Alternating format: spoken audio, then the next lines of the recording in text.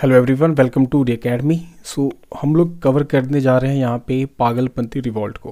अभी जो पागलपंथी रिवॉल्ट था, इससे पहले हमने कवर किया है फ़कीर विद्रोह और सन्यासी विद्रोह। और इस सीरीज़ में हम लोग यही देख रहे हैं, जितने भी इंपॉर्टेंट रिवॉल्ट हुए थे अगेंस्ट ब्रिटिश, वो सारे ही रिवॉल्ट्स को हम लोग यहाँ पे डिफरेंट वीडियो के माध्यम से हम लोग यहाँ पे कवर करें, सो दैट कि आपको वीडियो देखने में भी ईजी हो और टॉपिक को कवर करने में भी ईजी हो। तो जिस तरीके से हमने सन्यासी रिवॉल्ट को देखा था एक स्टोरी के फॉर्म में, उसी तरीके से हम यहाँ पे पागलपंथी रिवॉल्ट को भी देखेंगे। बहुत ही सिंपल भाषा में समझाऊंगा ताकि आपको कहानी याद हो जाए। ठीक है, तो स्टार्ट करते हैं। तो पागलपंथी रिवॉल्ट, ये जो रिवॉल्ट था 1813 से 1833, इस बीच में काफ़ी पीक पे रहा, उसके बाद भी चला ये। ठीक है, लेकिन ये एक टाइम पीरियड है जब ये रिवॉल्ट काफ़ी ज़्यादा पीक पे रहा था। तो पागलपंथी रिवॉल्ट जो है एक मिक्सचर कह सकते हो आप, वो था हिंदुज़म, सूफीज़म और एनिमिज़म का और इस्लामिज़म का भी। ठीक है, तो ये जो हिंदुज़म, सूफीज़म, एनिमिज़म का जो मिक्सचर था, ये रिवॉल्ट और ये जो थ्योरी ये स्टार्ट हुई थी बंगाल में। तो बंगाल के जो एरिया था, जो शेरपुर था, ठीक है, उस रीजन में ये स्टार्ट हुआ था।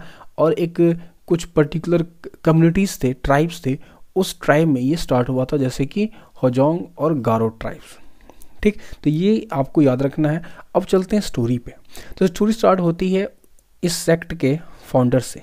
तो ये पागलपंथी जो है, ये रिवॉल्ट तो था, लेकिन पागलपंथी रिवॉल्ट बनने से पहले ये एक तरीके का संप्रदाय था, सेक्ट था। ठीक है, इस तरीके से बुद्धिज़्म है, जैनिज़्म है, एक फ़िलासफ़ी को मानते हैं, उसी तरीके से पागलपंथी भी एक सेक्ट था। इसके फॉलोवर इसके जो थ्योरीज़ है उसको फॉलो करते थे। तो कहानी स्टार्ट होती है करम शाह के, ठीक है, इस पर्सन से। अब ये जो करम शाह है, ये बड़े ही लिबरल तरीके के पर्सन थे।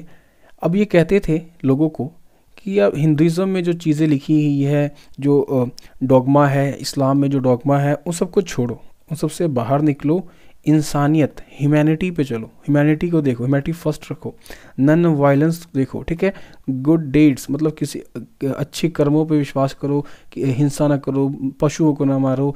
तो ऐसे ही एक तरीके से कह सकते हो अच्छी अच्छी चीज़ों का एक ग्रुप बना, इन्होंने आइडियल्स का एक ग्रुप बना लिया कि ये चीज़ें हमें फॉलो करनी है।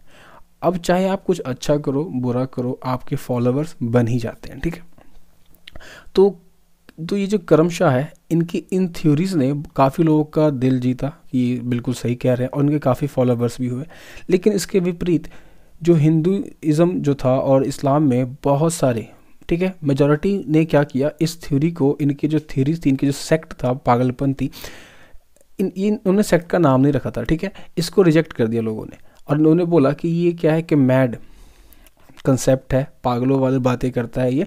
तो वहाँ से ये नाम स्टार्ट हो गया पागल। तो ये पागलपंथी का एक ग्रुप हो गया। ठीक है, ये इतना था। तो ये था करम शाह का स्टोरी।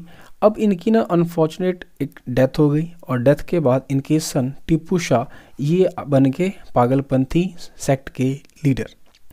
अब ये इनके लीडर बनने के बाद ये अपने पिता से थोड़े और आगे बढ़े, और उन्होंने बोला हम सिर्फ सेल्फ या इंडिविजुअल फेथ वाली बातें नहीं करेंगे, यहाँ पे हम सोसाइटी के लिए भी देखेंगे।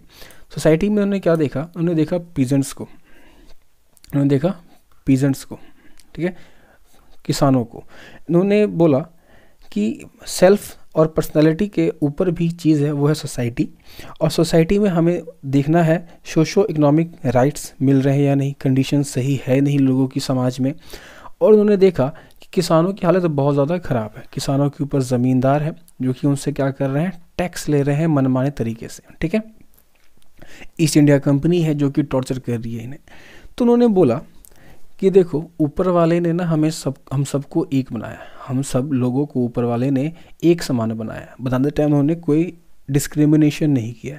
तो हम यहाँ भी डिस्क्रिमिनेशन नहीं होने देंगे कि किसी एक पर्सन जो कि ज़मींदार है उसके पास ढेरों ज़मीनें हैं, ठीक है, और एक पर्सन जो कि किसान है उसके पास कुछ नहीं है, वो उसके वहाँ काम करता है, उसे टैक्स पे करता है।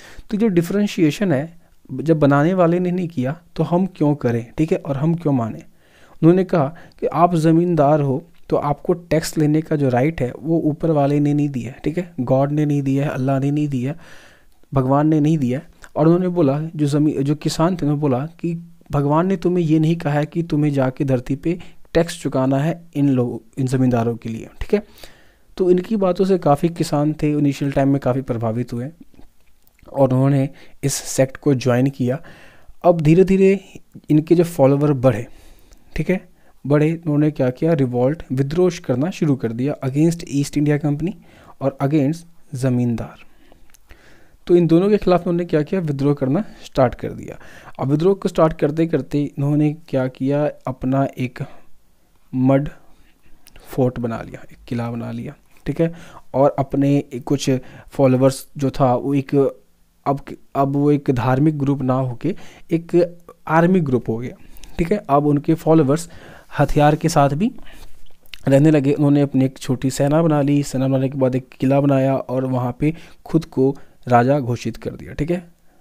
और धीरे धीरे उन्होंने शेरपुर को भी कब्जे में कर लिया 1825 को। अब जब इन्होंने शेरपुर कब्जे में कर लिया तो उन्होंने रूल भी किया, कुछ दिन रूल भी किया और रूल करते करते धीरे धीरे लोग ये कुछ ज़्यादा कर नहीं पाए, तो इनके फॉलोवर थे वो कम होते गए, तो फॉलोवर काफ़ी कम हो गए इनके। और ये ना अंग्रेज़ों की आंखों में भी चुभते रहते थे। तो अंग्रेज़ों ने क्या किया, 1833 में इन्हें कर लिया अरेस्ट, ठीक है, इन्हें कर लिया अरेस्ट। और अरेस्ट करने के बाद अंग्रेज़ों ने इनको बाद में 1859 के अराउंड इनको यहाँ पे सज़ा मिल गई थी, ये मर गए थे। लेकिन 1813 से 83 के बीच में देखो तो कहानी यहाँ पे आके ख़त्म होती है जब इन्हें अरेस्ट कर लिया गया। तो इनके अरेस्ट होने के बाद कोई पागलपंथी रिवॉल्ट को लीड करने वाला लीडर नहीं बचा और ये जो रिवॉल्ट है वो ख़त्म हो गया। लेकिन ब्रिटिश को समझ आ गया, ब्रिटिश को असल में ना हर रिवॉल्ट के बाद समझ आता था, असल में वो समझते नहीं थे। उनका प्लान होता था कि जो रिवॉल्ट है उसको शांत कर दिया जाए, अब बाद में फिर वो अपनी पॉलिसी को इम्पोज करते थे। तो 1833 में जब इनके जो लीडर थे, ठीक है, टिप्पू शाह, इनकी जब डेथ हुई तो इनके जो बाकी के फॉलोअर्स थे और बाकी किसान वो ज़्यादा आक्रोश में ना जाए, वो फिर रिवॉल्ट ना स्टार्ट कर दी, इसलिए उन्होंने ईस्ट इंडिया कंपनी ने जो टैक्स थे उनको काफ़ी कम कर दिया।